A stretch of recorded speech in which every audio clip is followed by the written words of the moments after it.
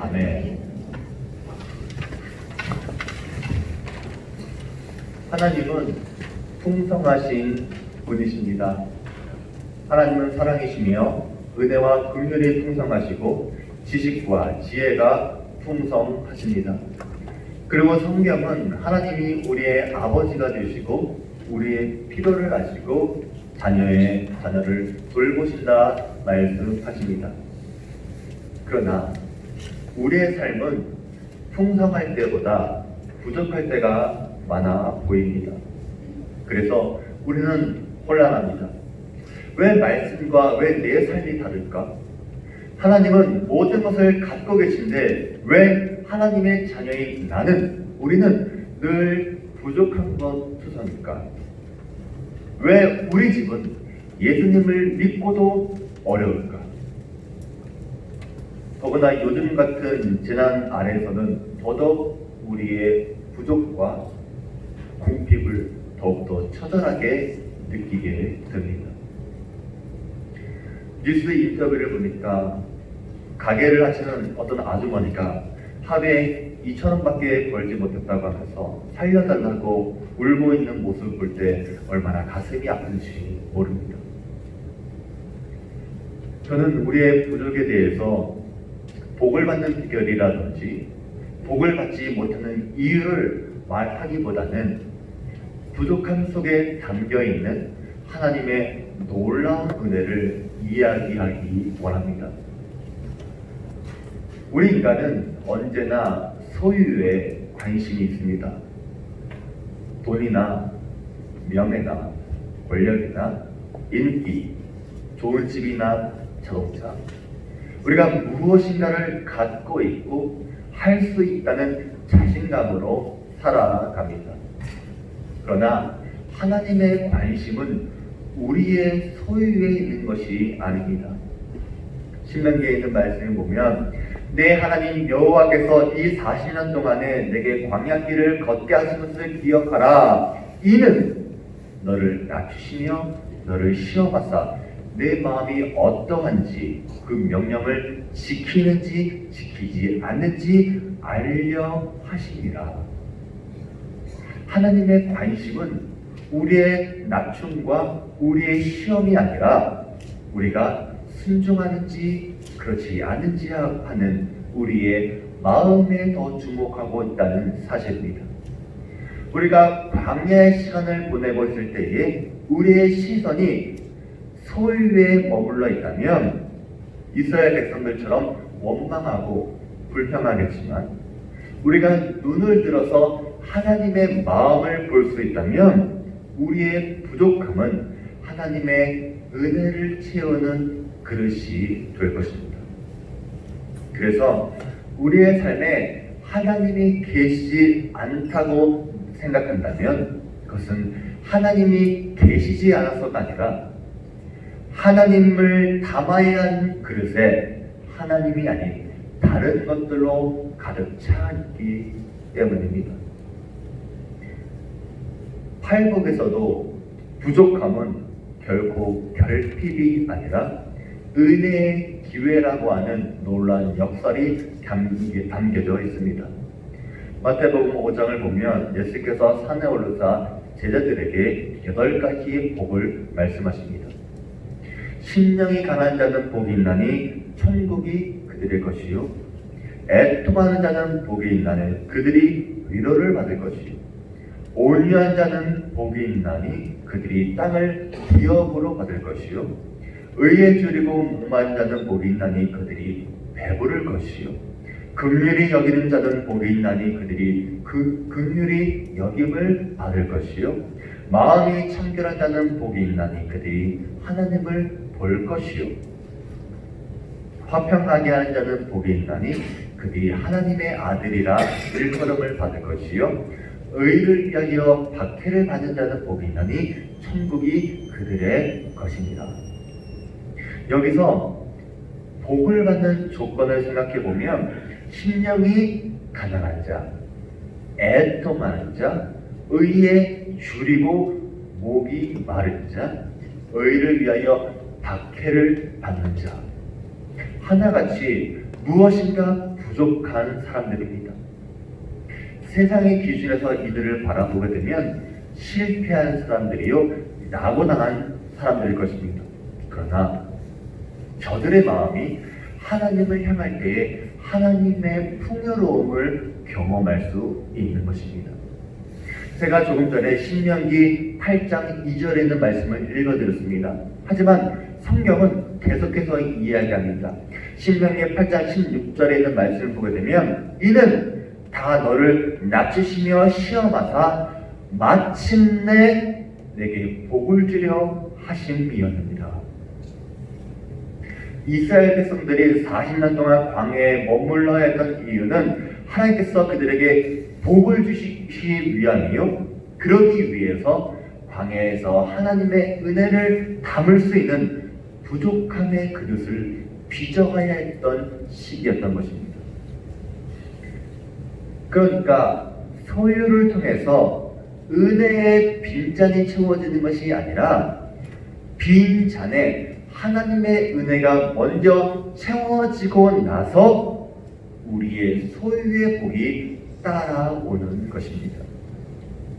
하나님, 내 기도가 응답되게 해주세요. 우리 자녀 대학 붙게 해주세요. 우리 자녀 좋은 데 취업되게 해주세요. 하나님, 넓은 집으로 이사가게 해주세요. 하나님, 우리의 사업이 잘 되게 해주세요.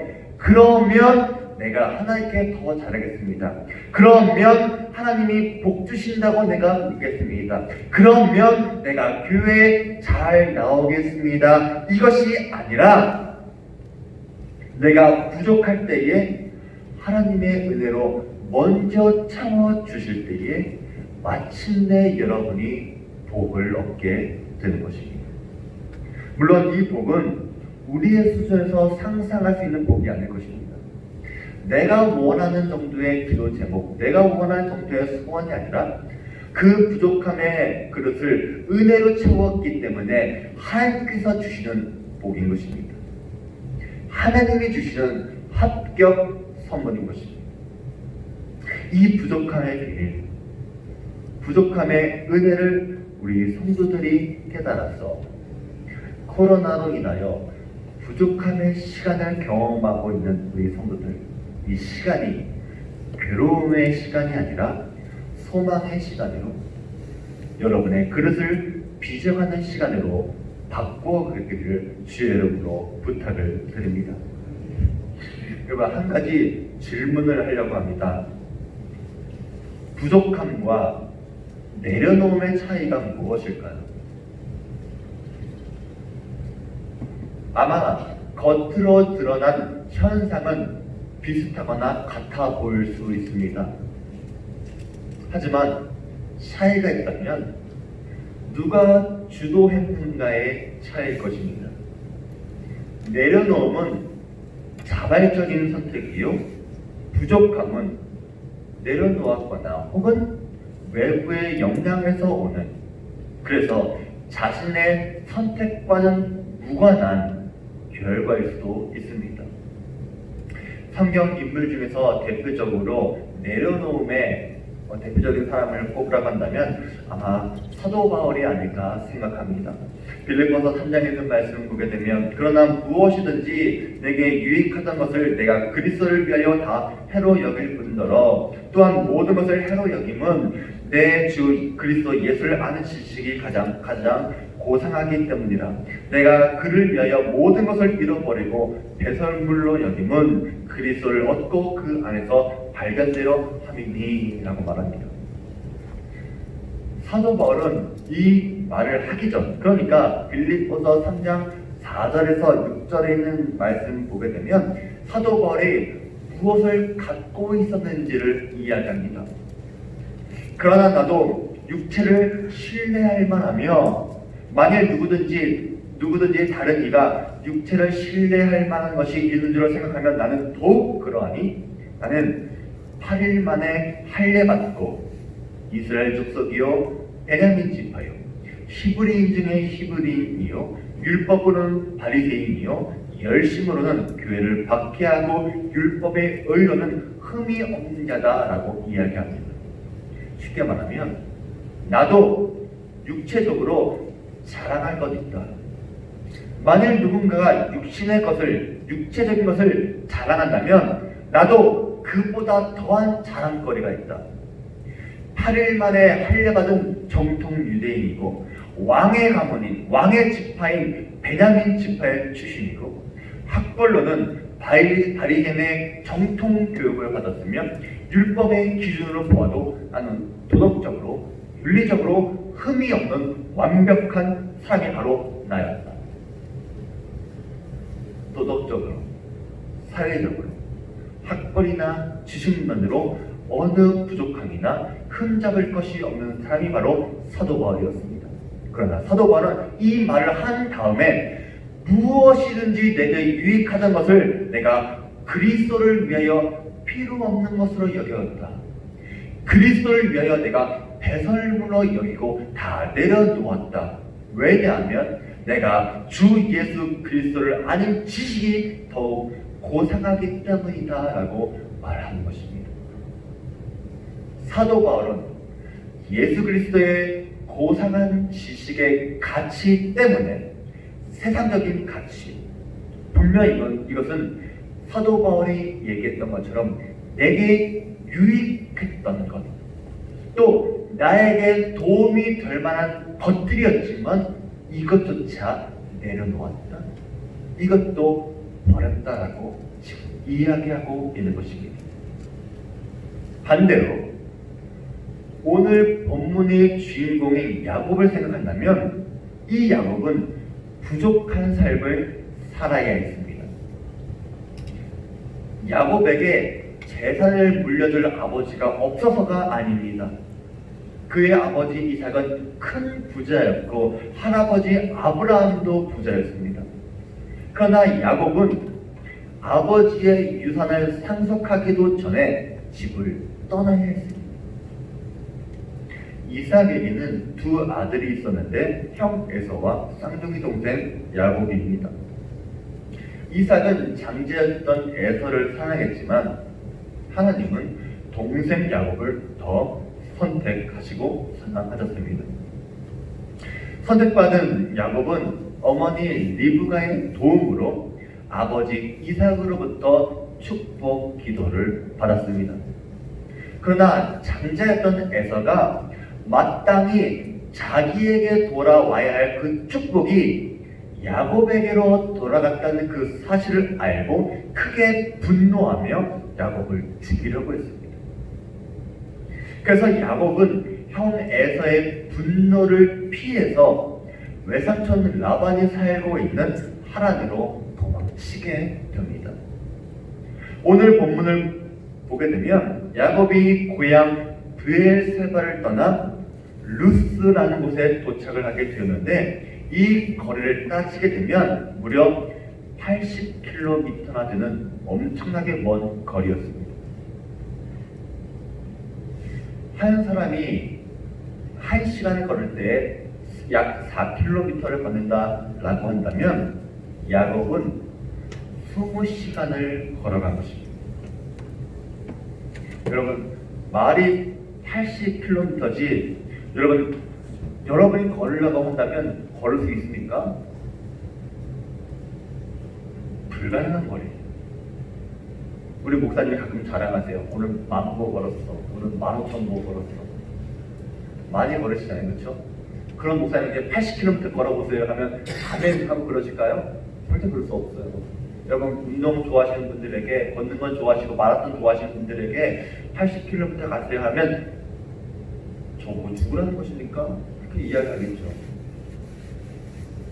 그런데 이 불가능한 거리를 야곱이 걸어갔다라고 하는 것은 그가 얼마나 절박했는지, 얼마나 두려웠는지 이것을 보여주고 있는 것입니다. 그가 루스에서 멈출 수밖에 없는 것은 더 이상 도망칠 힘이 없었기 때문에 멈출 수밖에 없었던 것입니다. 완전히 번아웃되었습니다. 형 에서가 쫓아오는 상황에서 그가 도망칠 힘이 있었다고 한다면 아마도 더 도망쳤을 것입니다. 여러분 한번 생각해 보세요. 야곱은 걷거나 뛰었을 것입니다. 뛰다가 힘들면 걷고, 걷다가 다시 힘이 생기면 다시 뛰고. 하지만 형은 낙타라든지 말이라든지 얼마든지 동생을 추격할 수 있을 것입니다. 그 생각만 하면 야곱이 얼마나 두려웠겠습니까? 얼마나 무서웠겠습니까?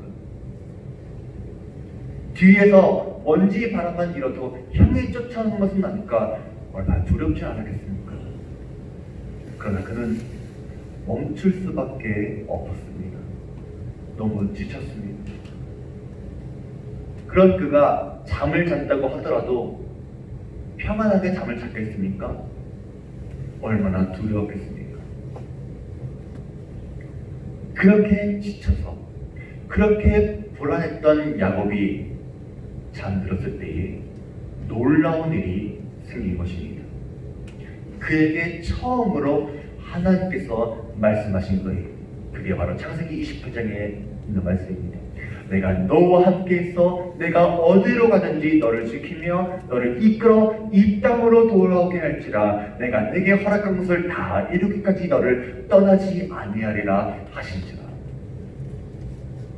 이 말씀은 저에게 개인적으로도 하나님께서 주신 약속의 말씀이기 때문에 제가 너무나 사랑하는 말씀이라고 말씀드린 적이 있습니다. 제가 미국 유학을 떠나가기 전에 두렵고 떨리는 상황 가운데 하나님께서 이 말씀을 주시면서 하나님께서 나를 지켜주실 거야. 그리고 나를 다시 돌아오게 하실 거야. 하나님께서 나에게 허락하신 것을 다 이루실 것이고 그때까지 나를 떠나지 않을 거야. 그리고 하나님께서 다 이루신다면 나를 돌아오게 하실 거야. 그래서 저도 그 말씀대로 이곳에 돌아오게 되었습니다. 야곱도 그랬습니다. 완전히 지쳐서 더 이상 갈 수 없을 때에 막막한 미래와 형에 대한 두려움과 고향을 등질 수밖에 없을 때에 하나님은 야곱의 인생 가운데 처음 나타나셨고 그를 위로해 주시고 그에게 소망을 주셨습니다. 이 약속과 함께 야곱은 눈을 뜨게 됩니다. 두려웠던 마음이 무사히 지나간 것입니다. 자신의 생명이 안전하다고 느꼈을 때에 야곱은 하나님께서 나를 지켜주고 계시는구나 알게 된 것입니다. 그리고 어젯밤의 꿈을 통해서 야곱은 놀라운 고백을 하게 됩니다. 오늘 보면 16절에 있는 말씀, 야곱이 잠이 깨어 이르되 여호와께서 과연 여기 계시거늘 내가 알지 못하였도다. 여러분, 야곱의 고백을 잘 보세요. 하나님께서 여기까지 나를 따라오셨다 이것이 아니라 여기 계셨는데 자신이 미처 알지 못하다가 이제 알게 되었다는 것입니다. 그래서 그곳의 이름을 루스에서 베델, 하나님의 집으로 그 이름을 바꿉니다. 그렇습니다. 여러분, 하나님은 야곱이 가는 곳마다 계십니다. 야곱을 따라다니시는 분이 아니라 하나님은 이미 그곳에 계십니다.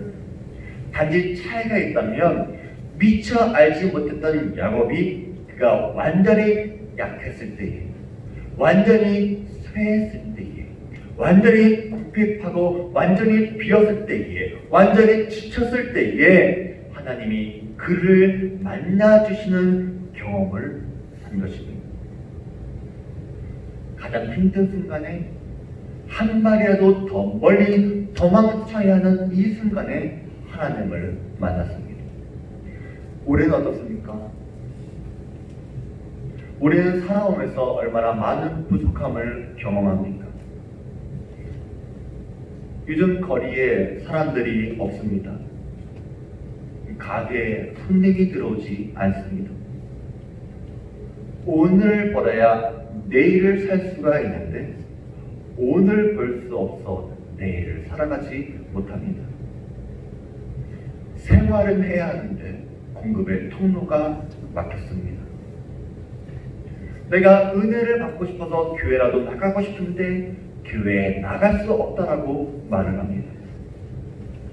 우리의 삶에서 우리의 신앙에서 힘을 잃었는데, 방향을 잃었는데, 불확실한 미래만 우리를 기다리고 있고, 내 인생의 주도권이 더 이상 나에게 없을 때, 그게 바로 오늘날이 아닙니까? 반대로 목사님, 감사하게도 저에게는 부족함이 없습니다. 하나님이 저에게 안정된 직장을 주셨고, 저에게는 확실한 신분이 있고, 저에게는 뚜렷한 목표가 있습니다. 저는 열심히 달려가기만 하면 됩니다.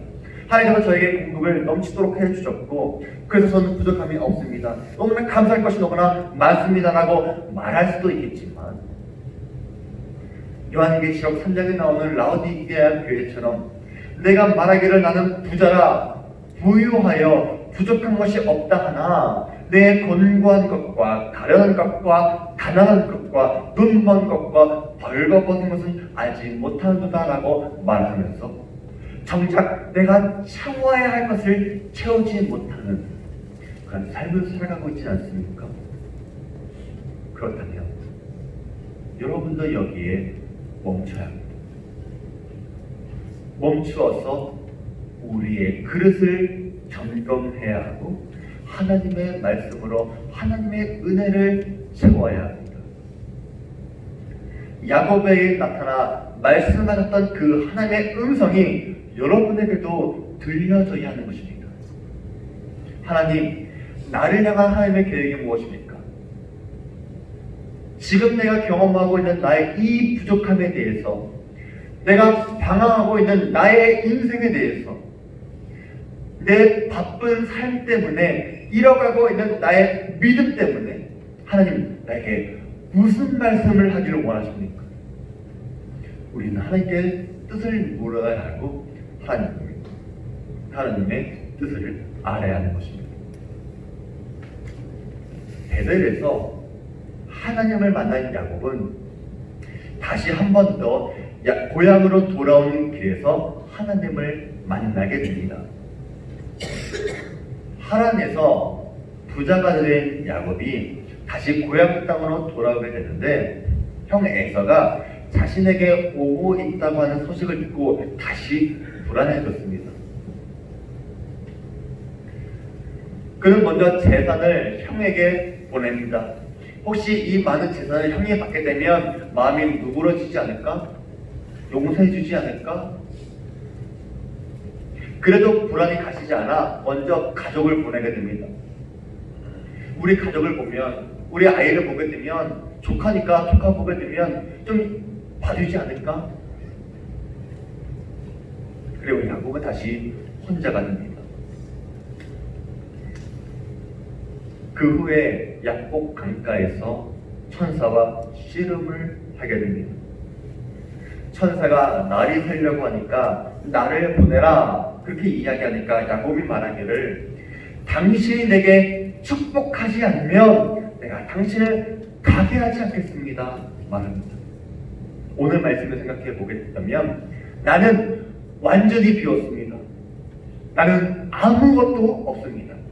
하나님이 채워주지 않으면 나는 살아갈 수 없습니다 라고 말하는 것입니다.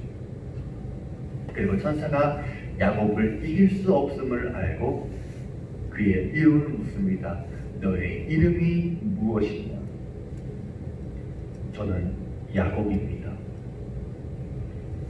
그때 천사가 내 이름을 다시는 야곱이라 부를 것이 아니요 이스라엘이라 부를 것이니 이는 내가 하나님과 및 사람들과 겨루어 이겼음이니라. 그렇게 이름을 바꿔줍니다. 여러분, 성경에서 이름을 바꾼다고 하는 것은 의미가 있습니다. 이름을 붙이는 것은 그 사물을 어떻게 정의하는가입니다. 이름에는 그 본질이 담겨 있습니다. 여러분, 하나님께서 아담에게 처음 주신 그 사명이 무엇입니까? 이름을 붙이는 것입니다. 야곱의 이름, 속이는 자, 발 뒤꿈치 잡는 자. 그런데 그 인생이 이제는 하나님과 및 사람과 겨루어 이겼다. 다른 사람들의 발꿈치를 붙잡으며 살아왔던 그의 인생이 이제는 하나님과 겨루어 이겼다라고 말한 그 이스라엘로 바뀐 것은 그의 인생과 그의 본질이 바뀌었다는 것입니다. 하나님과 겨루어 이겼다라고 하는 것은 야곱이 능력자가 되어서 하나님과 싸워서 이겼다 이런 의미가 아니라 하나님과 싸웠는데 하나님이 져주셨다. 아빠와 아들이 씨름하고 있는데 그 아들이 너무나 사랑해서 애쓰는 그 모습이 너무나 귀여워서 아버지가 져주는 것처럼 하나님과 야곱이 싸웠지만 하나님이 아버지의 사랑으로서 그에게 져주셨다는 것입니다. 야곱은 그곳의 이름을 부디에 하나님의 얼굴이라고 이름을 붙였습니다. 그는 또다시 모든 것을 잃어버렸을 때에 하나님을 만나게 되었고 그 인생과 운명이 또다시 완전히 변하게 되었습니다. 그리고 창세기 32장 31절을 보면 그가 분이엘을 지날 때에 해가 돋았고 라고 하는 것을 이야기하면서 저는 마치 영화 속의 마지막 해피엔딩이 그려집니다.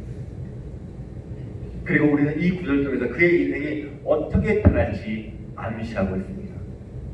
저는 우리 성도들의 삶이 이러기를 원합니다. 야곱에게 임했던 하나님의 만남, 이 만남이 부족할 때에 주어지는 만남의 은혜가 있기를 원합니다. 우리가 부족하다고 느낄 때 그때 하나님을 만나야 합니다. 하나님과의 만남을 통해서 우리의 인생의 빈 그릇이 채워집니다. 그리고 마침내 그의 삶에 태양이 떠오르는 그 아침, 저는 여러분의 아침이 그러기를 원합니다. 철학자 파스칼은 그의 저서 탕세에서 이런 이야기를 합니다. 내가 망원경을 들고 하늘을 보면 별이 보이지만 눈을 감고 하늘을 보면 하느님 나라가 보인다. 장님이었지만 수천곡의 찬송가를 지은 제인 크로스비 여사에게 누가 이렇게 물었다고 합니다. 만일 주님이 당신의 눈을 뜨게 해주신다면 가장 먼저 무엇을 보고 싶으십니까? 그때 크로스비 여사는 이렇게 대답합니다. 주님이 제 눈을 뜨게 해주신다고 하더라도 저는 거절할 것입니다. 천국에 가면 어차피 시각장애인이 없을 텐데 제가 눈을 뜨고 제일 먼저 보는 사람이 예수님이었으면 좋겠습니다. 그때까지 제 눈을 간직하고 싶습니다. 이렇게 대답했다고 합니다. 이 크로스비 여사가 작사한 시 중에 이런 찬송가가 있습니다.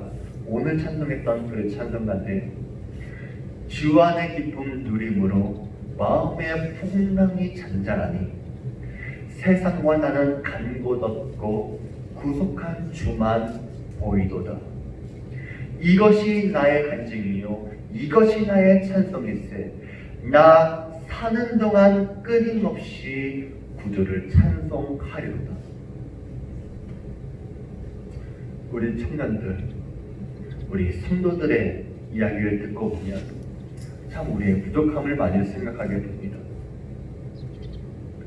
미국에서 사역을 할 때에 그 친구들 이야기를 쭉 들어보게 되면 유학생들이기 때문에 환율에 굉장히 민감할 수밖에 없어요. 환율이 10원, 20원, 100원, 200원 오를 때마다 그들이 먹느냐 먹지 못하냐가 달려 있습니다. 또 누군가는 부모님이 아주 재력가여서 처음 입학하자마자 아주 비싼 고급 차를 타고 다니는데 어떤 사람은 그러지 못하기 때문에 마리화나가 가득하고 홈리스가 가득한 그 어두운 거리를 걸어갈 수밖에 없는 친구들도 있습니다. 또 보험도 제대로 적용되지 못해서 비싼 돈을 주고 병원에 갈 수 없어 아파도 끙끙 앓았던 그런 청년들도 있었습니다. 그런데 유학생들이니까 그런가 보다 했지만 또 우리 교회에 오게 되니까 또 우리 교회도 왜 이렇게 부족한 분들이 많은지 모릅니다. 갚을 수 없는 빚 때문에 가족이 서로 헤어져 있어야 하고, 생활비를 벌기 위해서 투잡, 쓰리잡을 뛰어야 하고, 불의한 상사 밑에서 억울한 일을 당할 때도 아무 얘기할 수 없고, 아파도 병원에 갈 시간조차 없는 성도들, 또 내가 꿈은 있는데 꿈을 위해 준비할 시간도, 어떤 물질적인 준비도 되지 못한 분들이 얼마나 많은지. 그런데 엎친 데 덮친 격으로 코로나까지 우리를 더욱더 힘들게 할 때에 이런 상황을 불평하거나 원망하거나 투덜대지 않고 이 상황을 즐기고 소망을 갖고 열심히 살아가는 우리 성도님들을 볼 때마다 얼마나 감사한지 모릅니다. 저는 그런 우리 성도들에게 야곱이 베델에서 하나님을 만났던 것처럼 과연 내 삶 속에서도 과연 여기에도 하나님이 계시구나 감탄하는 놀라운 경험을, 그리고 야곱이 완전히 비워졌을 때에 하나님의 것으로 채우려고 하는 그런 갈급한 심령이 여러분 속에 회복되기를 원합니다. 성경에 보면 야곱만 부족함의 축복을 경험한 것이 아닙니다. 요셉도 그랬습니다. 모세도 그랬습니다. 기도원도 그랬고, 삼손도 그랬습니다. 다윗도 그랬고, 엘리야도 그랬고, 베드로도 그랬습니다.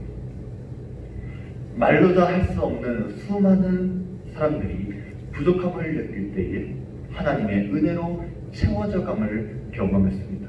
그러면 우리도 부족함의 은혜를 경험할 수 있습니다.